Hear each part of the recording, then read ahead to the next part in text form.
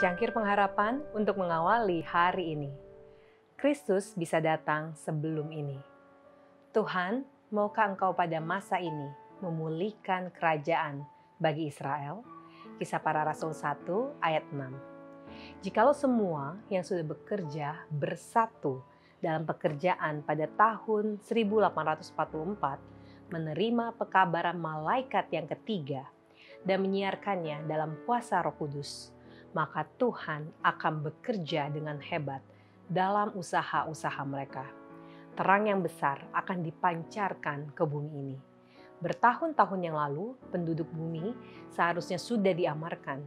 Pekerjaan penutupan sudah diselesaikan dan Kristus sudah datang untuk umatnya. Bukanlah kehendak Allah agar bangsa Israel selama 40 tahun di padang belantara. Ia rindu memimpin mereka langsung ke tanah Kanaan dan menempatkan mereka di sana sebagai umat yang kudus dan berbahagia.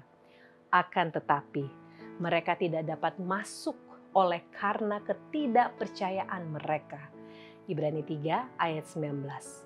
Oleh karena kemurtatan mereka binasa di padang gurun, dan yang lain dipelihara untuk memasuki tanah perjanjian.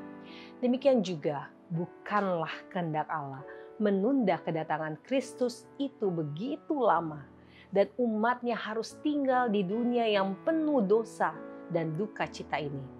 Tetapi ketidakpercayaanlah yang memisahkan mereka dari Allah. Sementara mereka menolak untuk melakukan pekerjaan yang ditugaskan kepada mereka, yang lain dibangkitkan untuk mengabarkan pekabaran itu. Oleh karena kasihnya kepada dunia ini, Yesus menunda kedatangannya agar orang-orang yang berdosa mempunyai kesempatan mendengar amaran dan memperoleh perlindungan padanya sebelum murka Allah dicurahkan ke dunia ini. Sekarang, sebagaimana juga pada masa-masa sebelumnya, penyampaian kebenaran yang menegur dosa-dosa dan kesalahan-kesalahan pada zaman itu akan menimbulkan perlawanan. Sebab barang siapa berbuat jahat, membenci terang dan tidak datang kepada terang itu, supaya perbuatan-perbuatannya yang jahat itu tidak nampak. Yohanes 3 ayat 20. Sementara manusia melihat bahwa mereka tidak bisa mempertahankan kedudukannya oleh Alkitab, banyak yang berkeras untuk mempertahankannya dengan segala resiko.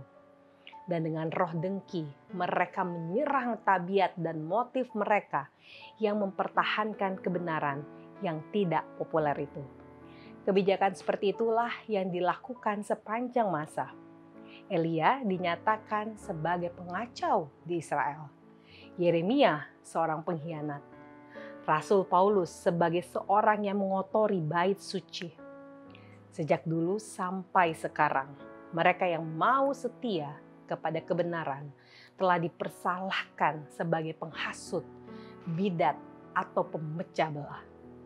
Orang-orang yang terlalu ragu-ragu menerima perkataan pasti nubuatan akan menerima dengan mudah suatu tuduhan melawan mereka yang berani menegur dosa-dosa modern. Roh seperti ini akan semakin bertambah.